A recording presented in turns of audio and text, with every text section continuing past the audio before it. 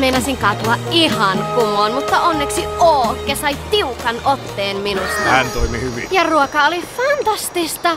Ookke sanoi, että katkaravut olivat parhaita ikinä. Ja apua!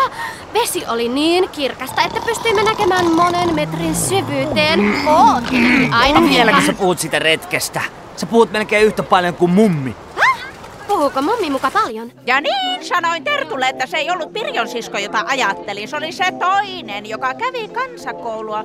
Sen kanssa, jolla oli posliinisilmä. Niin sanoi Terttu, siis se, jolla oli veli, joka ei osannut uida. Kyllä, sanoin minä, mutta ei se nainen. Tarkoitan häntä, joka sai maitoa korvaa sillä koulumatkalla. Ai niin, se Pertti, sanoi Terttu. Ei, se oli vuotta myöhemmin. Sinä mietit sitä miestä. Ei minun mielestäni. Minkä kun olemme ulkona syömässä, olemme yhdessä koko perhe. Yhdessä.